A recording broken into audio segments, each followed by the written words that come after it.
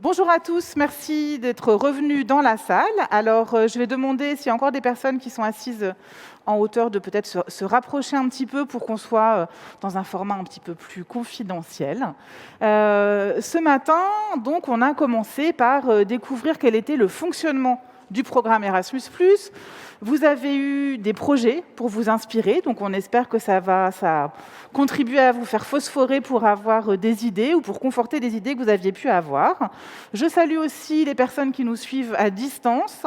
La séquence que nous allons vous présenter sera aussi avec une certaine dose d'interactivité, donc vous pourrez, et dans la salle et à distance aussi, interagir.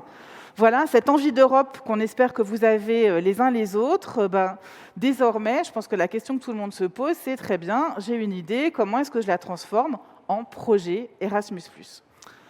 On va pouvoir commencer. Je suis donc Maud Cyr, je travaille au département promotion et je suis responsable du pôle transversal. Bonjour à toutes et à tous. Donc moi, je suis Morgane Pro, chargée de promotion et d'animation au pôle enseignement supérieur, donc dans le même département que Maud. Alors, comment va se dérouler notre séquence pour pouvoir transformer votre idée de projet en projet Erasmus+, finançable et financé, nous l'espérons.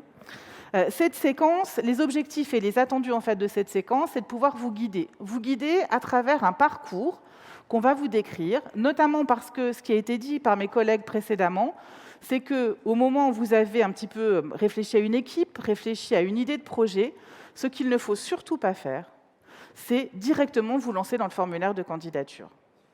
Le formulaire de candidature, c'est quelque chose qui est certes structuré, mais afin de pouvoir le remplir de manière optimum, et justement de pouvoir avoir les meilleures chances d'être financé, il faut suivre quelques étapes préalables. La méthodologie, ce sera donc 3 étapes, et vous aurez ensuite des ressources que nous mettrons à votre disposition, qui seront accessibles en ligne dès la fin de la conférence ou au plus tard en début de semaine sur la page de notre site internet. Quelles sont ces 3 étapes? Première étape, on va revenir sur ce concept de définition des acteurs d'un projet.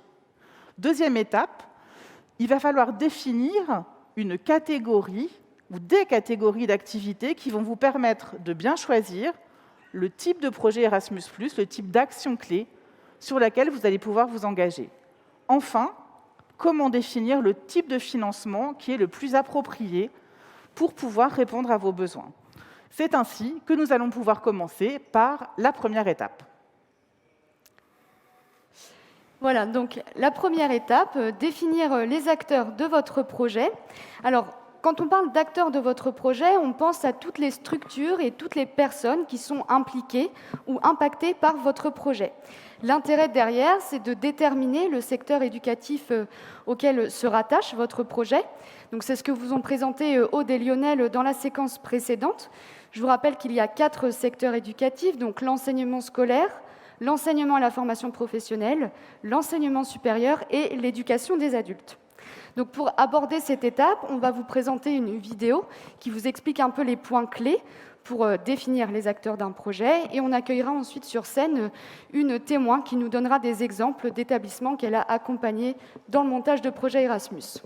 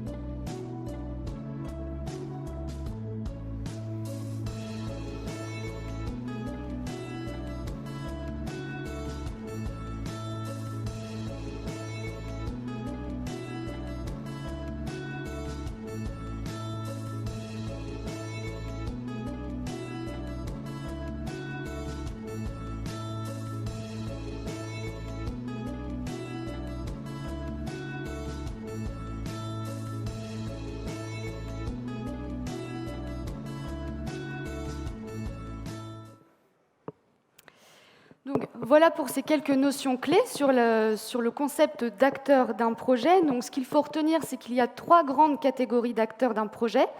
Donc les organismes, les groupes cibles et les utilisateurs finaux.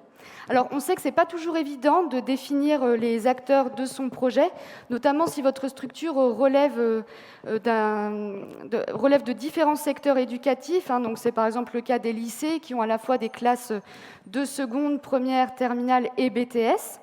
Et donc, pour préciser un peu plus tout ça, on va accueillir sur scène Madame Aurieux, qui nous vient du rectorat de Paris et qui est également développeuse Erasmus+.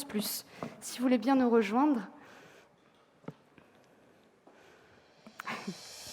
Hop, bonjour. Vous pouvez vous installer là.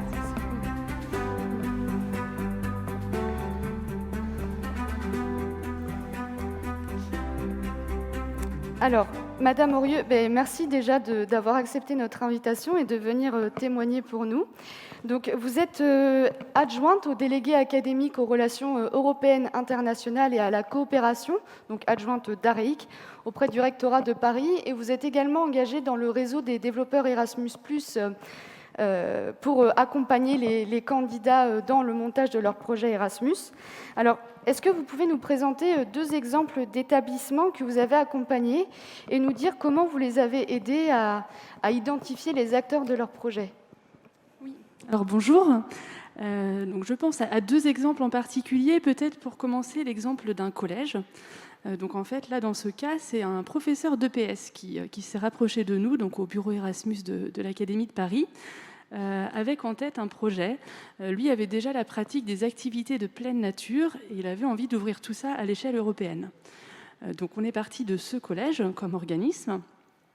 Et donc la première étape, ça a été de trouver un partenaire à l'étranger, en Europe, et donc en l'occurrence en Suède, puisque c'est un pays qui correspondait bien aux objectifs du projet. Donc grâce aux accords de l'Académie, on a pu trouver l'organisme partenaire, un collège en Suède. Donc on avait 2 collèges de part et d'autre, enfin un collège de part et d'autre, et donc on était vraiment sur le secteur scolaire. Au sein de cet organisme coordinateur, donc le collège parisien, l'étape suivante, ça a vraiment été de créer une équipe projet. L'idée, c'est que ce professeur d'EPS, qui était à l'origine du projet, ne soit pas seul. Et donc, on l'a vraiment incité à créer une équipe pluridisciplinaire. Donc, se sont joints au projet des professeurs de langue, de sciences, d'histoire géo. Et l'intérêt, ça a été d'ouvrir aussi un petit peu les thématiques du projet. De ne pas rester uniquement sur les activités sportives de pleine nature, d'ouvrir aussi sur la pratique de la classe dehors, qui était une des spécificités de l'établissement suédois, et d'ouvrir aussi de manière plus globale au développement durable. Donc on avait déjà les organismes. L'étape suivante, ça a été de définir les groupes cibles. Alors ça, c'était assez clair dès le début. L'idée, c'était d'avoir un projet pour les élèves. Que les élèves puissent échanger, rencontrer d'autres jeunes, découvrir. La question, ça a été plutôt de définir ce groupe cible plus précisément. Donc on est parti des élèves qui faisaient partie de cette association sportive, et donc il y a eu tout un processus de sélection qui a été mis en place pour définir le groupe de bénéficiaires directs. Évidemment, on s'est très vite rendu compte que ces élèves ne seraient pas les seuls bénéficiaires du projet, et donc il y a tous ces bénéficiaires indirects, ces utilisateurs finaux, qui sont finalement tous les élèves du collège, toute l'équipe aussi enseignante et éducative, et puis par effet multiplicateur, les familles aussi évidemment. Sur ce projet, je rajouterais juste un autre type d'acteurs, qui sont les partenaires locaux, puisqu'en fait le collège est très impliqué avec des associations, des collectivités ou des acteurs privés aussi, à Paris ou en région parisienne, qui travaillent sur les questions des activités de pleine nature, du développement durable, et qui sont très importants pour des ateliers en fait tout au long de l'année, et qui seront aussi impliqués quand les Suédois viendront à Paris pour des activités en commun. Donc il ne faut pas oublier aussi toutes ces ressources qu'il y a en local, en plus de la dimension européenne, évidemment. Ça, c'était un premier exemple. Un deuxième, du coup, on est parti d'une démarche un petit peu inverse. Là, c'était une inspectrice de l'éducation nationale, donc inspectrice du premier degré, qui avait en tête de faire partir en mobilité ses directeurs d'école, donc les directeurs de sa circonscription, pour qu'ils puissent découvrir d'autres établissements, découvrir des pratiques. Donc là, on est plutôt parti en fait, du groupe cible. Donc on avait ces directeurs d'école, et puis en échangeant, en travaillant sur le projet, on s'est dit que ce serait intéressant de l'ouvrir aussi aux principaux des collèges du territoire, puisqu'on était sur un réseau d'éducation prioritaire. d'ouvrir aussi aux conseillers de circonscription et aux coordinateurs REP. Donc on avait notre groupe cible. Les organismes, du coup, en ont découlé en fait assez logiquement. On a pris l'établissement ou l'école de rattachement de chacun de ces personnels, puisque ce lien de rattachement, il est très important. Et donc, toutes ces écoles et ces collèges se sont constitués en consortium. Donc, on avait un groupement d'organismes pour ce projet. Et donc, les acteurs se sont réunis régulièrement. On a travaillé un petit peu sur les besoins, sur les objectifs, les thématiques. Et avec ça, on a identifié des pays avec lesquels ils voulaient travailler, où ils voulaient aller observer les pratiques. Et là, après, on a mis en place différents canaux pour trouver ces partenaires, donc à la fois les accords académiques, mais aussi les réseaux professionnels, des contacts qui avaient été faits sur d'anciens projets, par exemple, pour identifier 7 pays partenaires. Là, sur ce projet, du coup, les bénéficiaires indirects, les utilisateurs finaux, alors les mobilités n'ont pas encore eu lieu, elles seront là sur le courant de l'année scolaire, mais on peut tout de suite anticiper que, évidemment, toute l'équipe éducative sera impactée par ce projet, puisque là, on a des directeurs, on a des chefs d'établissement qui vont impulser et qui vont pouvoir piloter des projets. Et évidemment, les élèves de toutes ces écoles et établissements vont en bénéficier très très rapidement. On peut imaginer des nouvelles pratiques pédagogiques qui vont être mises en place, peut-être des aménagements d'espace aussi différents dispositifs. Et donc, on imagine tous ces élèves et par ricochet, les familles et tous les acteurs sur le territoire au niveau local. Merci. Donc, on voit qu'en fait, dans les projets, les acteurs ne sont pas toujours identifiés dès le départ. C'est possible d'organiser une réflexion pour les identifier au fur et à mesure. Merci. Alors, pour terminer cette première étape, un petit peu d'interaction. Je vous invite à prendre vos smartphones ou vos ordinateurs ou vos tablettes. Et on va organiser un petit test Menti. Donc, je vous invite à aller sur le site www.menti.com. Donc, alors, je ne sais pas si on peut lancer en régie le jeu Menti.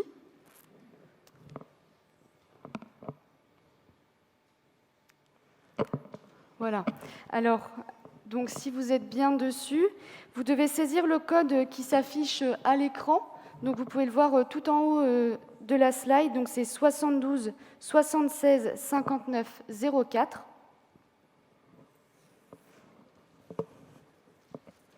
Je ne sais pas si c'est bon pour tout le monde.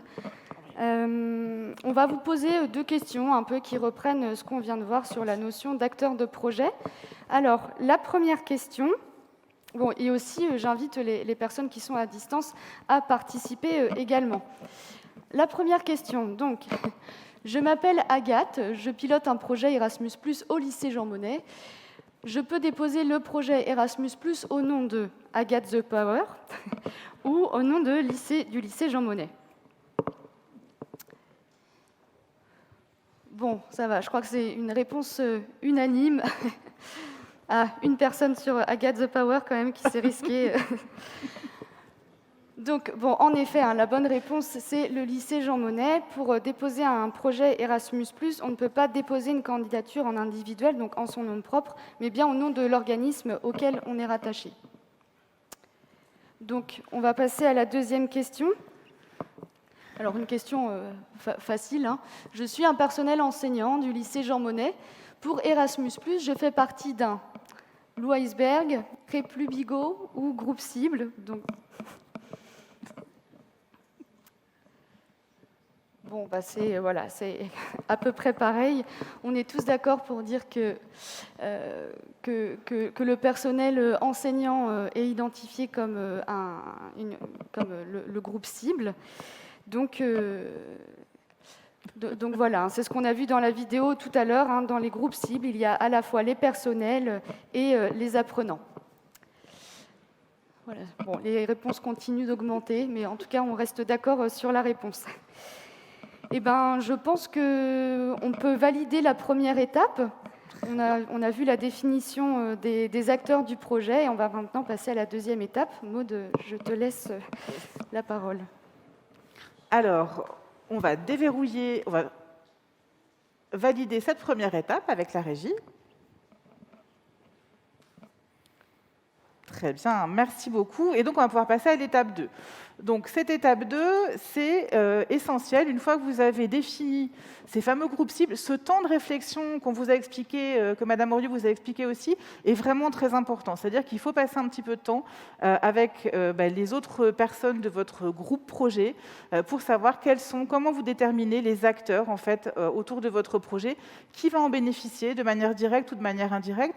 Ces éléments-là vous seront très utiles et très importants. D'une part, pour bien affiner le secteur éducatif Erasmus+, sur lequel vous allez vous positionner, comme mes collègues vont l'expliquer sur la première séquence, mais aussi de pouvoir ensuite aller plus loin dans le formulaire de candidature pour décrire les impacts ou les activités que vous allez pouvoir travailler avec ces groupes cibles. Alors, quand on parle d'activités possibles dans un projet Erasmus+, on va aussi pouvoir, en entrant sur le travail autour de votre idée de projet en termes d'activité, c'est la clé pour ensuite pouvoir déterminer à quelle catégorie de projet vous pouvez faire appel pour le financer. Même manière, on va d'abord lancer les points clés pour pouvoir trouver la bonne catégorie de projet qui vous correspond.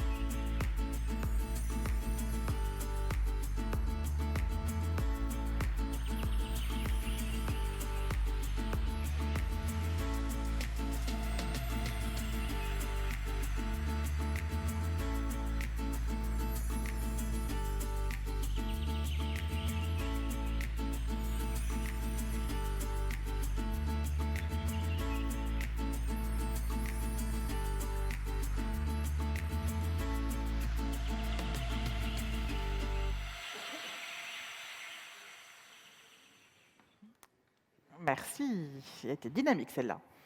Alors, donc, de nouveau, étape très importante, ce qu'il faut bien comprendre, parce qu'on sait qu'on parle avec un certain jargon, on parle d'action clé, de fameuse Key Action 1, Key Action 2. Là où il faut, j'allais dire, ne pas se tromper quand vous faites votre choix, c'est si vous souhaitez, votre organisme souhaite faire partir, donc envoyer des jeunes, des apprenants, suivre une formation, un stage en Europe. Donc, c'est vraiment les envoyer quelque part. L'exemple, c'est l'université qui envoie des étudiants.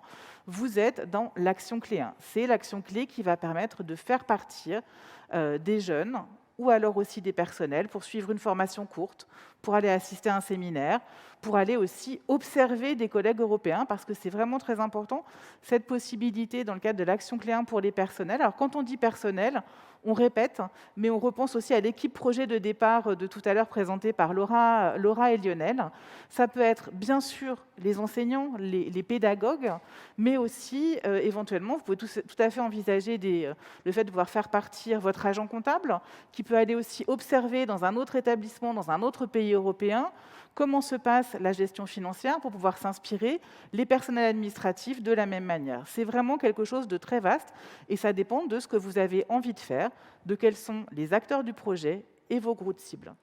Deuxième grand bloc, si votre idée de projet est basée sur de l'échange, de la coopération avec d'autres établissements dans d'autres pays européens, pour co-construire, pour échanger des pratiques, vous n'êtes pas dans un projet où vous allez simplement envoyer des gens de chez vous, mais vous êtes dans un projet où vous allez coopérer, vous allez échanger sur une durée un petit peu plus longue, vous allez éventuellement recevoir des collègues européens, voire faire venir des élèves, en faire partir d'autres, et puis pendant une période, jusqu'à parfois 36 mois, justement, alors il y a des activités, j'allais dire, concrètes où vous vous rassemblez, mais il y a aussi beaucoup d'activités à distance, et il y a aussi des activités où chacun travaille de son côté pour faire avancer, j'allais dire, le projet ou le produit commun.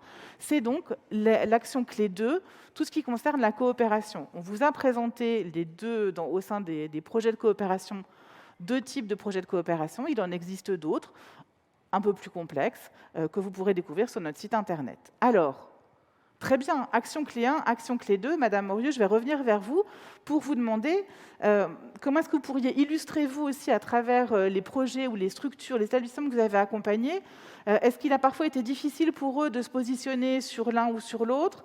Comment, en travaillant avec eux, avec ces catégories, on va dire, d'activités, vous avez pu les orienter et les conseiller? Alors, en fait, généralement, on part plutôt d'une idée de projet, d'une idée d'activité, et ensuite, on les oriente vers cette action. Alors, par exemple, je vais essayer de prendre des exemples de différents secteurs, différents types d'activités. Je pense à un lycée polyvalent. Donc un lycée qui a à la fois des formations générales, technologiques et professionnelles, et qui a un projet de développement de DNL. Donc l'idée, c'est qu'il y ait de plus en plus d'enseignants dans cet établissement qui enseignent leur discipline, mais dans une autre langue. Donc là, en l'occurrence, en anglais. Les enseignants sont très partie prenante dans ce projet, mais ont exprimé des besoins de formation, à la fois dans la langue anglaise pour être un peu plus à l'aise, se sentir plus en confiance, mais aussi sur cette méthodologie pour enseigner leur discipline en anglais. Et donc le besoin, c'était de pouvoir les envoyer en formation en immersion. Donc là, en l'occurrence, c'était en Irlande, avec un organisme de cours qui a été identifié. Donc voilà, on avait l'idée, ça rentrait tout à fait dans un cadre Erasmus, et la question, ça a été de savoir sous quelle action le positionner. Et là, très clairement, on est sur de la mobilité des individus, ici de la mobilité de personnel, et donc c'est l'action clé 1, un projet KA1. Il se trouve que cet établissement avait déjà une accréditation, et donc il a pu déposer des projets accrédités sur le secteur du scolaire, pour ces personnels qui relèvent du scolaire, et sur le secteur de la formation professionnelle pour les personnels relevant de l'EFP, puisqu'on est sur un lycée polyvalent avec les 2 types de secteurs. Un autre exemple, ce serait celui d'un collège qui là avait un partenaire en Espagne, un collège en Espagne. Ils ont travaillé depuis pas mal de temps à distance, donc les élèves ont échangé via différents outils numériques autour d'un projet sur la culture et les arts. Et là, ils avaient envie de se rencontrer et de pouvoir organiser une mobilité d'une semaine pour que les élèves français puissent aller en Espagne dans l'établissement partenaire et continuer à travailler ensemble pendant une semaine en immersion. La question, quand ils sont venus vers nous, c'était de savoir comment on peut financer tout ça.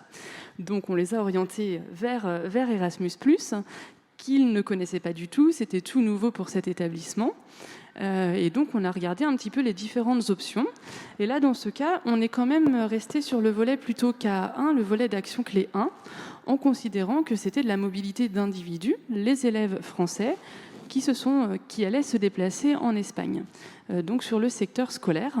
Comme c'est un établissement qui débutait dans Erasmus, il a pu déposer un projet de mobilité de courte durée, donc un petit projet assez simplifié. Et finalement, l'établissement espagnol s'est dit on ferait bien la même chose nous aussi. Et donc de leur côté, ils ont déposé le même projet de mobilité des individus. Et donc on va avoir 2 projets qui se croisent et qui vont permettre aux 2 groupes d'élèves de se rencontrer dans chaque pays. Un dernier exemple, alors là plutôt à l'échelle académique, puisque l'Académie de Paris a aussi des accréditations, dont une dans le domaine de la formation professionnelle. Et l'idée, ça a été plutôt de travailler sur la mobilité entrante.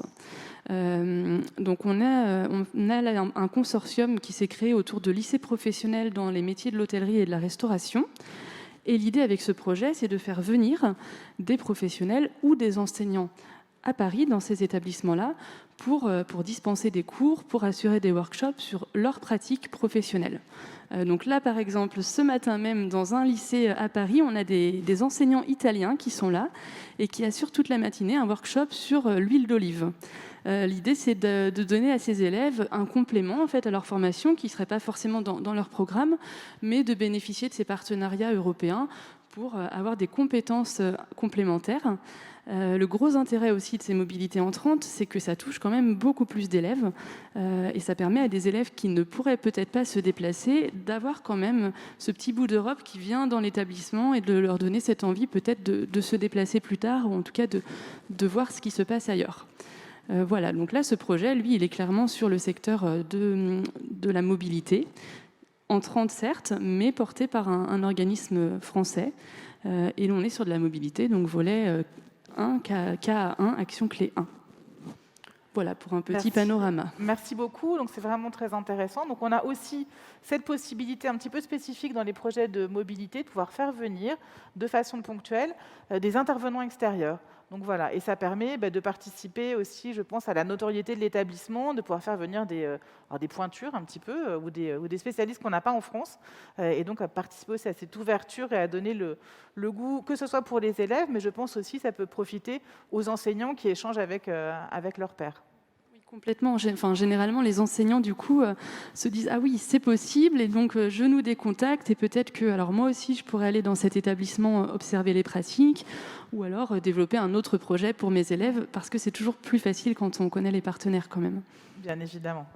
Alors, j'espère que cet exemple et puis la petite présentation vous a permis de clarifier un petit peu vos idées.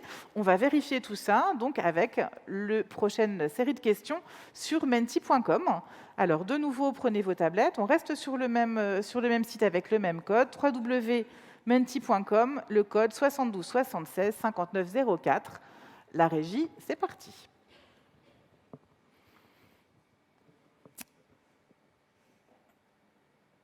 Donc 72 76 59 04 pour le code du Menti. 2 questions fondamentales. Alors, l'action clé 1 pour vous, est-ce que c'est plutôt un trou de serrure, une chaîne de magasins low cost, ou est-ce que c'est la mobilité des individus dans Erasmus+. On est, comme je vous le disais, sur des concepts fondamentaux. Et c'est aussi pour vérifier si tout le monde est encore connecté et toujours avec nous dans la salle et à distance. Oui, on a beaucoup de clés dans Erasmus+, effectivement. On aurait pu faire d'autres analogies avec d'autres maîtres des clés.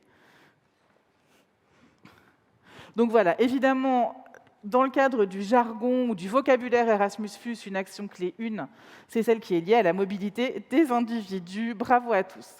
Ça va nous permettre de pouvoir lancer la deuxième question.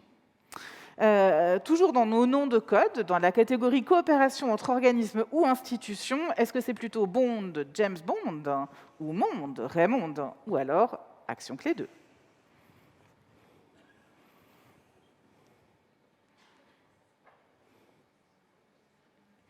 Très bien. Donc voilà, pareil, dans les réflexes à adopter, on a vraiment coopération, action clé 2, que ce soit donc, entre organismes d'un même type, puisque ça peut être entre établissements scolaires, mais on peut aussi associer dans les partenariats, dans les coopérations, énormément d'établissements différents. Vous pouvez associer aussi, avoir un partenaire, une bibliothèque, un centre sportif, une collectivité. Tout à l'heure, on parlait d'établissements pénitentiaires aussi. On a eu des projets extrêmement intéressants autour de la réinsertion des détenus. Voilà. On a des choses qui peuvent être très variées, soit même type d'établissement tous ensemble, soit en ouvrant un petit peu plus. Pourquoi pas associer une entreprise, une université avec des écoles. C'est très, très varié. Merci beaucoup pour avoir répondu bon James Bond. J'apprécie énormément. Alors, merci à la régie pour ce menti. On devrait pouvoir, du coup, valider la deuxième étape et donc passer à la troisième. Voilà, donc on va aborder la troisième et dernière étape, donc, qui est liée à la définition des types de financement envisageables. Donc, on va vous donner ici quelques pistes de réflexion pour aller plus loin dans la préparation de votre candidature et vous aider à commencer à identifier le type de subvention qui vous convient le mieux dans le programme Erasmus+. Donc, vous allez voir qu'il y a différentes possibilités selon que votre projet relève de l'action clé 1 ou de l'action clé 2, selon que vous souhaitiez vous impliquer seul ou en groupe, et selon aussi la durée de votre projet. Donc, de la même manière, on va commencer par une vidéo explicative.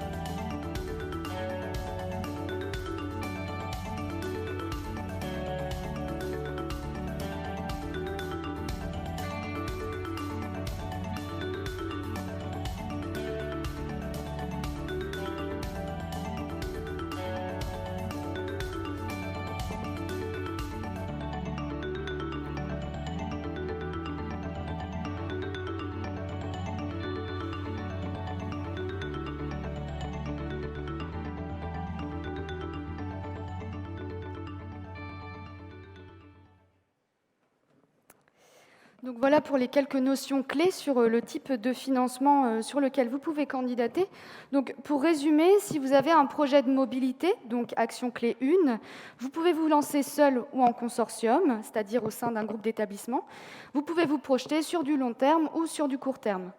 Si vous avez un projet de partenariat, donc action clé 2, vous pouvez monter un partenariat de coopération avec au moins 2 autres structures pour un projet allant de 1 à 3 ans, ou vous pouvez monter un partenariat simplifié si vous êtes 2 structures pour un projet plus court allant de 6 mois à 2 ans.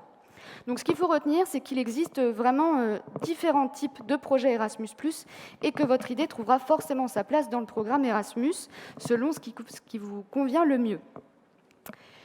Et donc, comme pour les 2 autres étapes, on va terminer par un petit test Menti avec 2 dernières questions. Donc, de nouveau, je vous invite à prendre vos smartphones, ordinateurs ou tablettes. J'espère que ceux qui nous suivent à distance sont toujours présents. Vous pouvez également participer au Menti. Donc, je vous rappelle que le code, c'est 72 76 59 04. Et on va peut-être attendre un petit instant, le temps que tout le monde se connecte.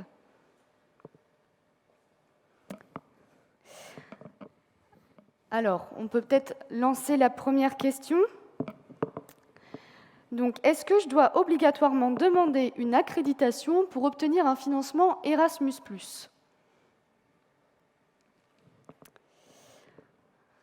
Alors, pour l'instant, la majorité des réponses est non. Ah, on a quelques jokers. Un peu de oui.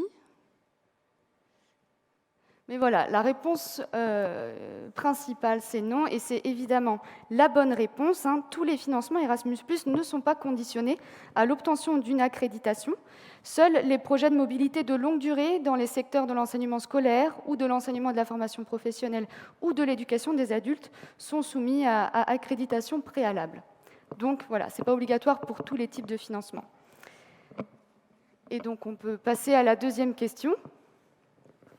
Alors pour Erasmus+, un échange de pratiques entre un établissement français et un établissement belge peut s'appeler un partenariat francophone, un partenariat qui a la frite ou un partenariat simplifié. Alors, les réponses grimpent sur le partenariat simplifié. Il y en a un qui s'est tenté sur le partenariat qui a la frite. Mais en effet, donc, voilà, la majorité des réponses vont sur le partenariat simplifié et c'est la bonne réponse. Je vous rappelle qu'un partenariat simplifié est un projet qui réunit 2 structures pour une durée allant de 6 mois à 2 ans. Et je précise aussi que le partenariat simplifié n'est pas possible sur le secteur de l'enseignement supérieur, d'où l'importance aussi de bien définir dès le départ le secteur éducatif duquel vous relevez. Et avec ça, je pense qu'on peut terminer le Menti, la boucle est bouclée quelque part, et on peut clore peut-être la 3e étape. Bon, après les réponses continuent de venir, mais voilà, on peut valider la 3e étape. Alors, nous voilà arrivés au bout de ce parcours en 3 étapes. On a souhaité en fait être pédagogique et surtout vous structurer l'ensemble de ces séquences. Vous aurez, pour vous permettre d'aller plus loin, un certain nombre de ressources pour vous aider. Ces ressources sont regroupées dans un pack. Alors, je vais demander à la régie de bien vouloir le montrer. Voilà. Alors, dans ce pack de ressources, vous aurez donc d'ici quelques jours le replay de la conférence annuelle et à l'intérieur de ce replay, vous aurez aussi accès aux vidéos qu'on vous a présentées sur les 3 étapes. Ça va vous permettre très simplement de pouvoir continuer à discuter avec l'équipe projet dans votre établissement et de commencer à structurer l'avancée en fait de votre brainstorming collectif pour pouvoir déterminer de quel secteur éducatif vous dépendez, quels sont vos groupes cibles, vos utilisateurs finaux. Est-ce que vous êtes plutôt sur un projet de mobilité, plutôt sur un projet de coopération? Et ensuite, le type de projet de mobilité ou de coopération qui vous convient le mieux. Est-ce que c'est un projet en groupe, en consortium par exemple?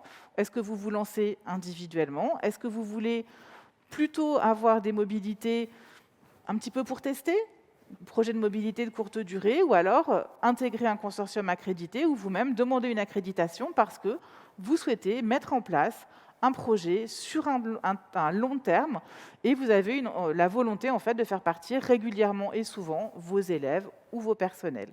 Pareil pour les projets de coopération, ça va être la même chose en fonction de votre ambition ou de votre envie sur le moment et peut-être aussi de l'avis de votre agent comptable, ne l'oublions jamais.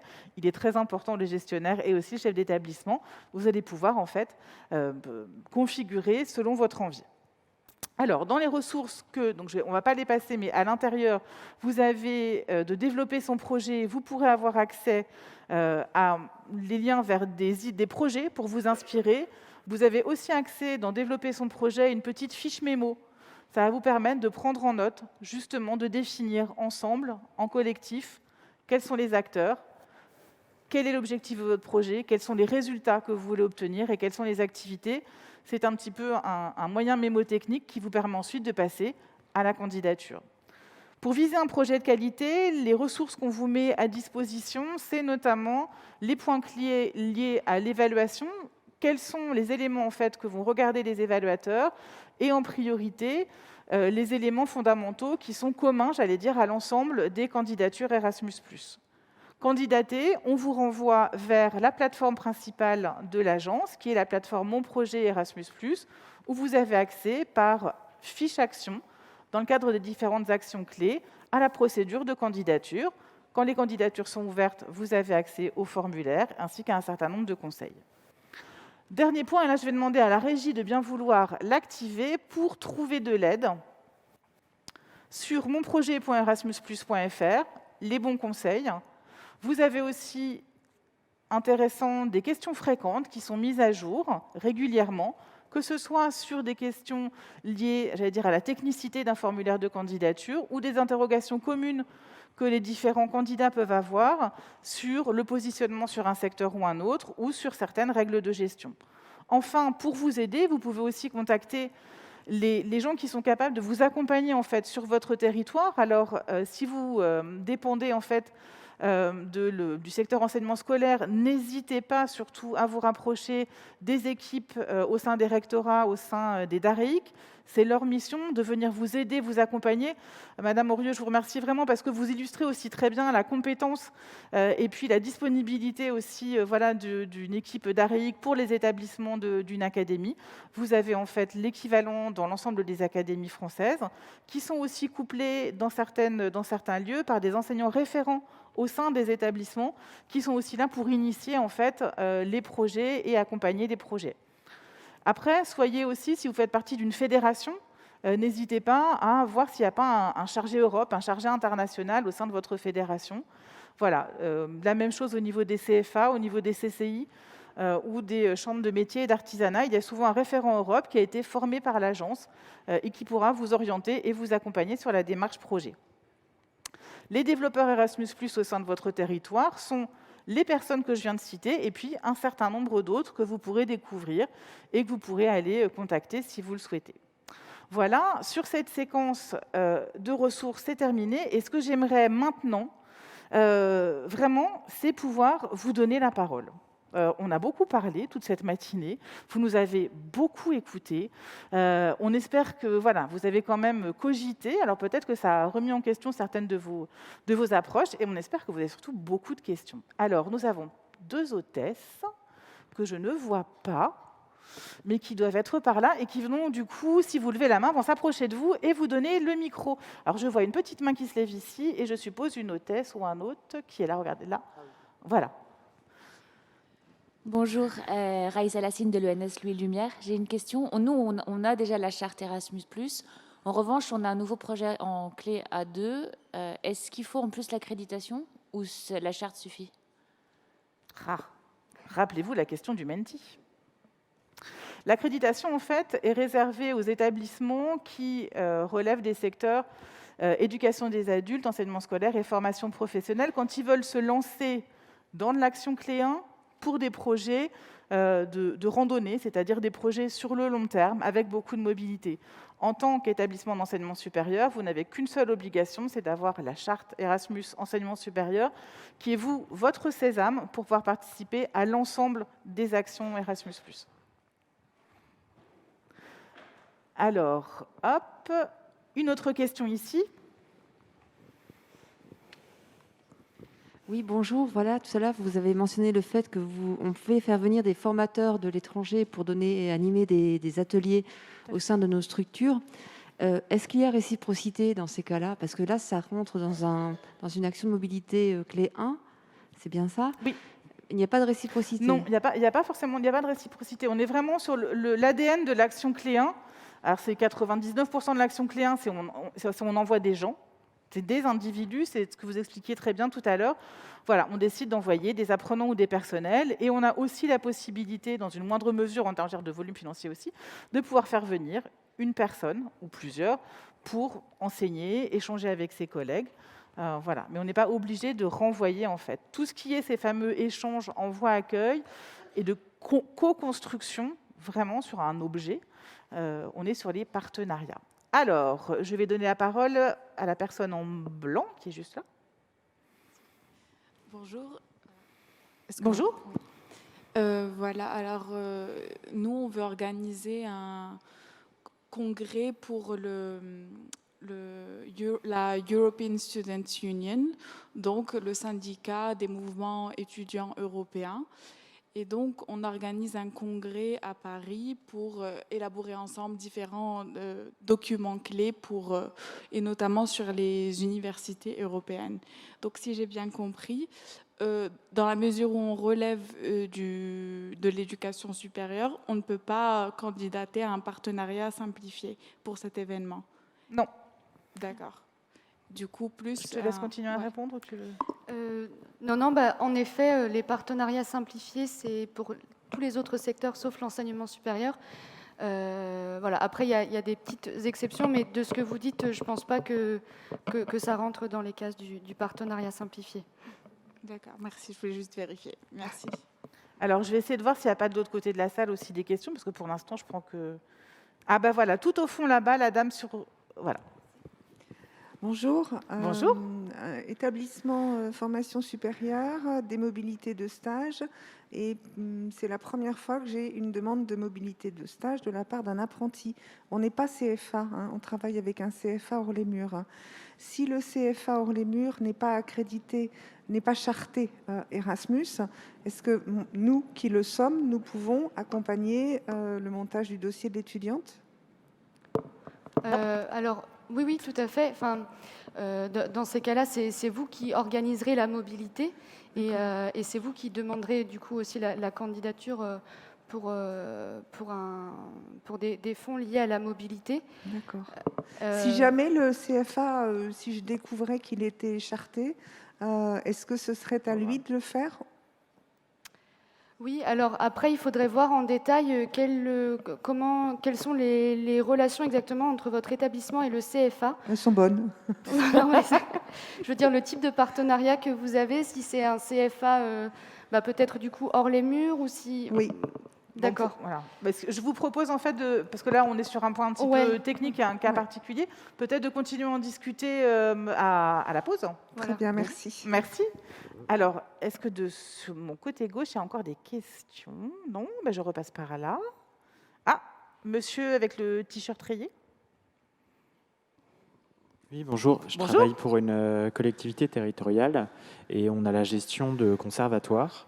Et je sais qu'il y a certains de ces conservatoires qui aimeraient du coup organiser des échanges pour leurs professeurs et peut-être aussi pour certains élèves de prépa. Et j'aimerais savoir du coup dans ce cas-là, est-ce que... on ne sait pas encore si on envisage des mobilités de courte durée ou de longue durée, mais potentiellement on aimerait bien avoir les deux possibilités. Dans ce cas-là, est-ce qu'il faudrait... il faut qu'on se fasse accréditer. Est-ce que ce serait à la collectivité de le faire ou au conservatoire ? Alors, si c'est la collectivité, dans ce cas-là, elle va chapeauter plusieurs conservatoires. En fait, dans le cadre d'un consortium, elle pourra chapeauter plusieurs conservatoires. Ensuite, après, tout dépend de la manière dont vous allez travailler dans votre fameux, ce qu'on appelle le groupe projet de début, pour pouvoir au final se dire, est-ce qu'on part tout de suite sur un consortium où la collectivité se fait accréditer pour un consortium, ou alors est-ce que vous êtes plutôt un conservatoire où va se lancer, va demander son accréditation, voir comment ça se passe. Peut-être qu'un autre va se dire finalement un projet de mobilité de courte durée. Tout dépend en fait de la manière dont vous allez envisager les choses. N'hésitez pas, si vous avez des questions, à vous rapprocher de l'agence. Sur le site internet, vous avez des adresses mail qui vous permettent aussi de poser des questions. Donc voilà, on est là aussi pour vous accompagner. Et cette question reflète aussi bien l'importance de lister l'ensemble des possibles. Erasmus+, c'est un ensemble de possibles et il n'y en a jamais qu'un seul qui s'applique à votre situation parce que votre projet est unique, comme on disait tout à l'heure, mais c'est aussi un projet qui peut avoir différentes branches et donc différents financements Erasmus+ peuvent s'appliquer. Alors, oui, je vous redonne la parole. Merci. Je sais que dans le nouveau programme Erasmus+, on a la possibilité d'envoyer des personnes en mobilité hors Europe. Il y a 20% de l'enveloppe budgétaire qui peut être attribuée, etc. Est-ce que ça s'applique, par exemple, à un projet de courte mobilité qu'on a, par exemple, en partenariat avec les États-Unis, d'envoyer 4 étudiants travailler sur un projet spécifique, en cours, pendant une dizaine de jours? Est-ce qu'on peut ou est-ce qu'il faut qu'il y ait un autre partenaire européen inclus dans le projet? Ma question n'est pas claire. Non, alors c'est-à-dire que, en fait, vous voulez savoir si vous pouvez tout simplement utiliser l'enveloppe des 20% pour un projet alors, de courte mobilité aux États-Unis. Oui, c'est possible. Après, alors, juste pour repréciser, donc il s'agit pour vous et pour les internautes, il s'agit, je répète, d'un établissement d'enseignement supérieur qui est déjà charté. Et qui souhaite, en fait, dans le cadre de ces financements, l'utiliser en partie pour travailler avec les États-Unis dans le cadre de mobilité. Et on est bien dans le secteur d'enseignement supérieur. Voilà. Mais oui, normalement, c'est possible. Merci. Merci. On va, du coup, je ne sais pas... Oui, la dame qui est à côté. Non. Oui, voilà, les micros sont désinfectés en fait à chaque fois, donc c'est pour ça que vous allez avoir un autre micro. Oui, bonjour. J'avais une question par rapport aux partenaires hors Europe. Je travaille depuis 2 ans avec une école indienne, avec des échanges en visioconférence, etc. Est-ce que c'est possible de mettre en place un projet Erasmus+ avec une école en Inde, par exemple? Alors, quand vous dites une école, c'est quel type c'est pour des élèves de quel âge? Moi, je suis au collège, mais l'école avec qui je travaille, c'est une école qui va de la maternelle jusqu'au bac, enfin jusqu'à... Alors, pour le moment, l'ouverture internationale en fait, d'Erasmus+ est majoritairement sur l'enseignement supérieur, sur le secteur jeunesse, de plus en plus sur le secteur enseignement et formation professionnelle. Pour le secteur enseignement scolaire et éducation des adultes, elle est beaucoup plus limitée. Vous ne pouvez pas, dans le cadre des mobilités, par contre, dans le cadre de l'action clé 2, de manière, j'allais dire, aussi restreinte, vous pouvez associer un partenaire non européen parce qu'il va venir, vous allez importer une pratique, quelque chose qu'il développe et que vous n'avez pas, qu'on n'a pas en Europe. Et donc, vous allez du coup travailler avec lui pour qu'il puisse venir vous présenter ce qu'il fait, travailler avec lui, avec l'ensemble des autres partenaires de votre projet. Donc voilà, il faut être aussi assez prudent. Cette possibilité existe, mais il faut bien l'encadrer. Merci. Alors, est-ce qu'on a donné envie d'avoir d'autres questions? Je vois au fond là-bas, je ne sais pas qui. Voilà, une main qui se levait, au fond à gauche. Bonjour, j'aimerais savoir concrètement ce qu'est l'accréditation. Est-ce que c'est difficile à obtenir? Et est-ce que la mobilité courte est un prérequis pour obtenir une accréditation mobilité longue? Mathilde, est-ce que peut-être vous pouvez répondre? Vous avez accompagné des établissements qui ont demandé des accréditations et aussi des accréditations un petit peu plus importantes. La régie va nous le brancher. Oui. Là, voilà. Je vais répondre peut-être à la deuxième partie de la question d'abord. Donc non, vous n'êtes pas obligé d'avoir d'abord un projet de mobilité de courte durée. Vous pouvez directement candidater pour une accréditation. Sur la question de la complexité de l'accréditation, je dirais que ce n'est pas très difficile en soi. Par contre, ça se réfléchit. C'est vraiment un projet qu'on ne fait pas en dernière minute. Il faut vraiment impliquer déjà tous les acteurs de votre établissement ou de votre organisme, puisqu'on est vraiment sur une réflexion sur du long terme. On s'engage pour 2 ans, 3 ans, voire jusqu'en 2027. Il faut réfléchir en fait à des objectifs sur du moyen long terme. Donc c'est vraiment cette réflexion qui change un petit peu. Si vous aviez l'habitude de déposer des candidatures pour des projets finalement de 1 an, 2 ans, là on est sur une démarche un petit peu différente. Là, le gros avantage, c'est qu'une fois que vous avez l'accréditation, après tout est très simple les années suivantes. Moi, ce que je recommanderais pour une accréditation, c'est de ne pas le faire seul. Donc déjà, avoir une équipe au sein de l'organisme, ça c'est obligatoire. Mais travailler aussi avec les développeurs de projets dans votre secteur pour voir si les objectifs que vous avez listés conviennent bien, pour voir si de l'extérieur tout est bien cohérent, parce qu'il faut ces objectifs et il faut surtout avoir des indicateurs assez précis pour les années à venir. Voilà, en fait, c'est vraiment une stratégie d'organisme. Souvent, quand on est un établissement scolaire, ça rentre dans le plan de l'établissement scolaire, dans le projet d'établissement. Donc finalement, on reste dans ces grandes lignes. Il faut juste le formuler en rentrant dans les cases de l'accréditation. Merci. Alors, juste devant, il y a une question.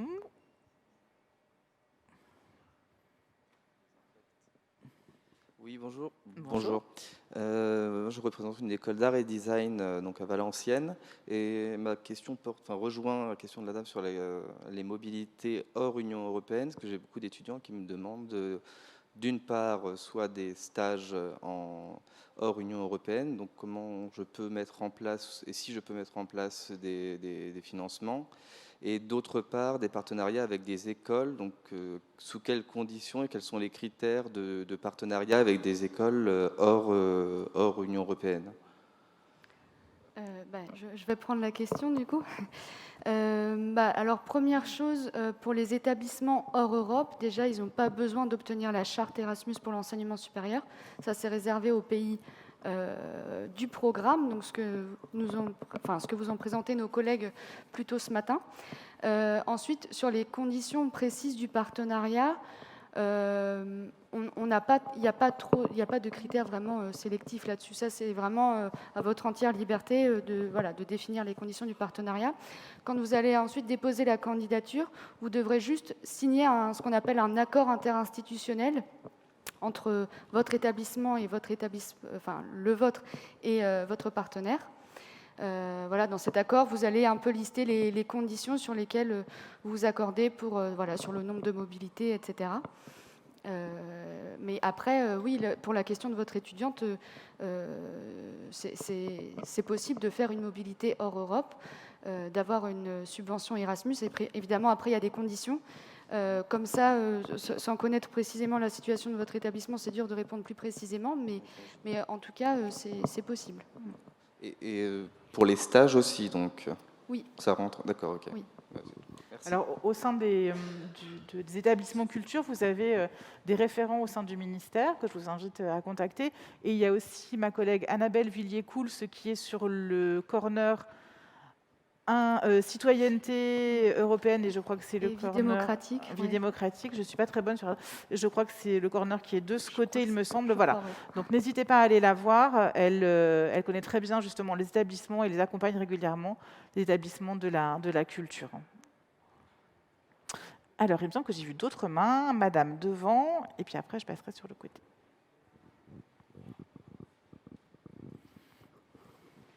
Bonjour. Bonjour. Je reviens à l'accréditation. Nous, on a fait une demande au mois d'octobre pour c'est un collège.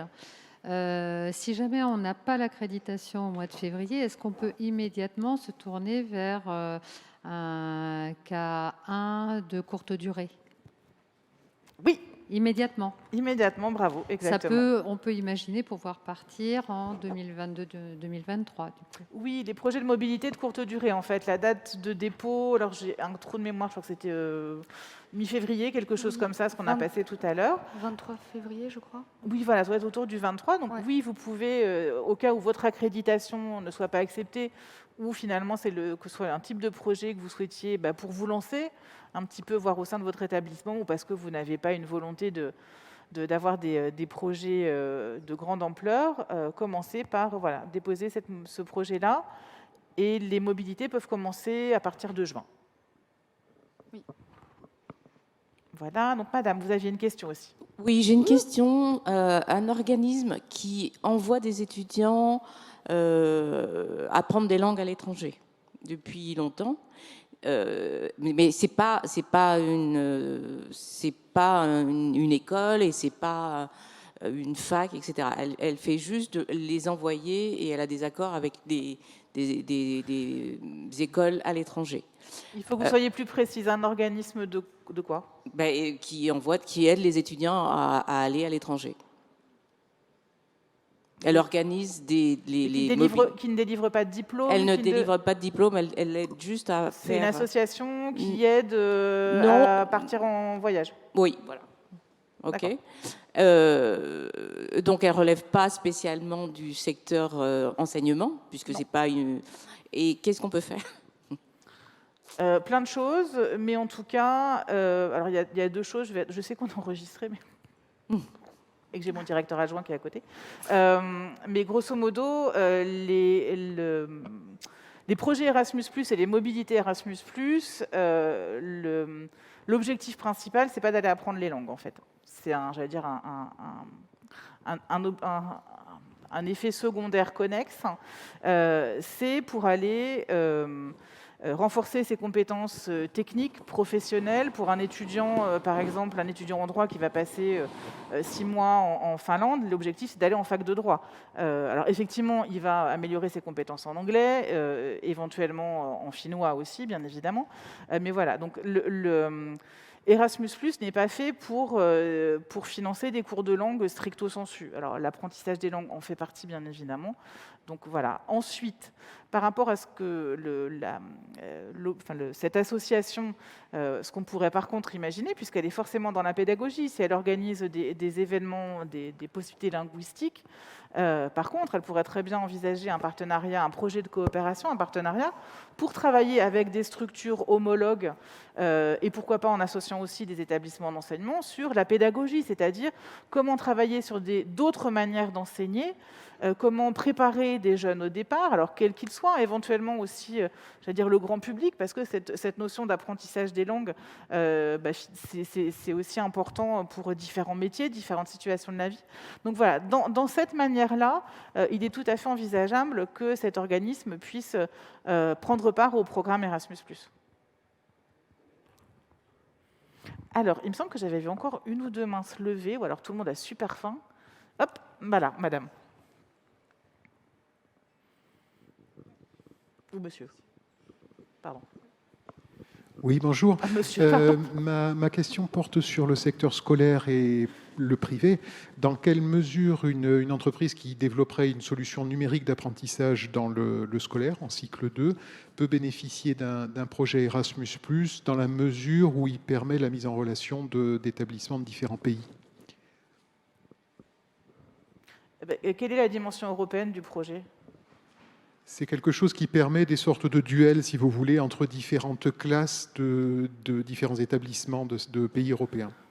Alors, en fait, le programme Erasmus+ n'est pas là pour faire la promotion d'un outil spécifique. Par contre, on a des entreprises de la tech ou des organismes de formation qui peuvent du coup travailler à travers Erasmus+, en associant de la même manière des écoles, des universités, des établissements, pour co-construire ensemble un outil, une méthode pédagogique qui ensuite est mis à disposition à minima des membres du partenariat. Et sinon, en fonction de la taille du projet, il y a des exigences de pouvoir aussi mettre à disposition l'outil ou la solution trouvée ou créée pour d'autres types de publics, sachant aussi que, puisque ce sont des financements européens, l'ensemble des productions doivent être du coup libres de droit.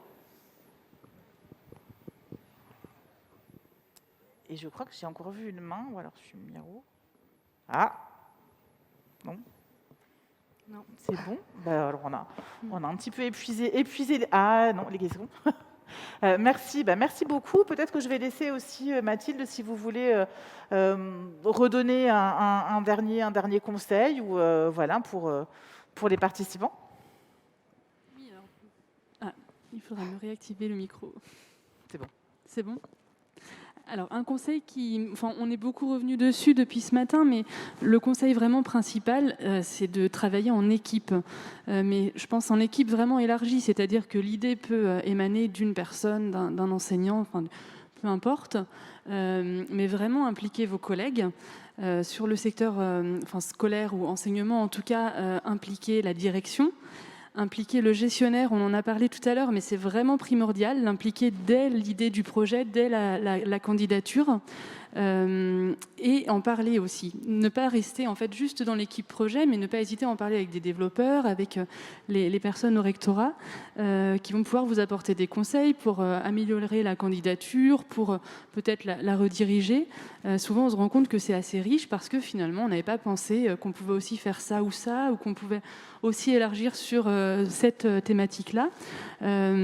Et ça, c'est important. Parlez-en aussi à des collègues dans d'autres établissements qui ont déjà mis en place des projets. Vraiment échanger sur ces pratiques-là. Et un petit conseil que nous, on a vu assez utile, c'est peut-être de commencer par un projet de mobilité des personnels. Aller d'abord, en fait, en Europe, observer les pratiques dans les établissements, créer des liens qui seront solides avec ces établissements, pour ensuite pouvoir envisager des projets de mobilité d'élèves ou de partenariat, puisqu'on a des liens qui sont là, on a déjà travaillé sur des thématiques et on sait vraiment ce que ces partenaires vont pouvoir apporter à nos élèves. Voilà pour les petits conseils pour développer vos projets. Merci beaucoup. Donc, on va terminer cette séquence. Je vais demander pour clôturer la matinée, donc la conférence, à Madame Audrey Massé-Rousseau de bien vouloir nous rejoindre sur scène. Eh bien, merci beaucoup à toutes les trois, Maude, Mathilde et Morgane, parce que je pense que ça a été une séquence extrêmement claire, explicative. Je pense que maintenant, je ne doute pas, pour les personnes qui ne connaissaient pas le programme Erasmus+, ou peu, que vous repartiez avec plein d'informations, avec également des outils, des idées, et j'espère surtout avec l'envie de déposer un projet Erasmus+. Vous êtes dans les temps. Le guide du programme est sorti, il est tout chaud, hein, ça fait 2 jours qu'il est sorti. Donc là, vous êtes dans le parfait timing pour pouvoir déposer un projet. Sachez que nous, justement, à l'agence, on travaille activement à mettre à jour justement toutes ces informations suite à la sortie du guide. Donc, vous allez pouvoir retrouver les informations, on vous l'a dit déjà plusieurs fois, sur le site Mon Projet Erasmus+. Et il y a un cycle également de webinaires avec des sessions de questions-réponses en fonction du secteur éducatif sur lequel vous allez déposer votre projet. Donc ça, c'est le cycle Prêt pour Erasmus+, qui va vous permettre aussi d'être accompagné dans votre dépôt de projet. Voilà, le replay, il va être immédiatement possible en ligne, et début décembre, il va être mis en ligne sous forme de chapitre, comme ça vous pourrez retourner sur la séquence qui vous intéresse effectivement. Et puis sachez que là maintenant, vous allez tous repartir chez vous, et que vous ne serez pas seuls pour rédiger cette candidature, puisque vous allez pouvoir savoir compter et sur les développeurs Erasmus+, qui sont sur votre territoire, et sur les bureaux territoriaux Erasmus+, dont parlait Laure Coudrello ce matin en introduction, donc cette expérimentation dans 5 territoires. Et puis nous aussi, on est là à l'agence pour vous accompagner au quotidien. Sur la slide suivante, vous allez avoir les adresses mail en fonction des secteurs éducatifs. Voilà, vous les avez ici tout en bas. Donc maintenant, vous savez que vous relevez d'un ou de plusieurs secteurs éducatifs. Eh bien, sachez que derrière ces adresses génériques promotion sectorielles se trouvent les personnes qui étaient là aujourd'hui. Donc voilà, je tiens à remercier énormément l'équipe du département promotion, l'équipe également du service communication, parce qu'on a tous travaillé d'arrache-pied pour essayer de vous faire une conférence pour vous. C'est nouveau ça, hein, s'adresser directement à des personnes qui ne connaissent pas le programme Erasmus+. Et on a voulu vraiment simplifier, vulgariser, donner envie pour que vous puissiez déposer vos projets. Voilà, donc cette conférence est terminée. Pour les personnes qui sont ici en présentiel, vous allez pouvoir poursuivre les échanges que vous avez entamés tout à l'heure à la pause. Une petite recommandation sanitaire que je vous fais passer, ne vous servez pas directement, les personnes sur les buffets vont vous servir, vous allez choisir et elles vous serviront, et pensez bien à remettre les masques derrière, et vous allez retrouver donc les mêmes îlots que vous aviez tout à l'heure à la pause, et pouvoir continuer à échanger. Merci beaucoup, et puis plein de beaux projets.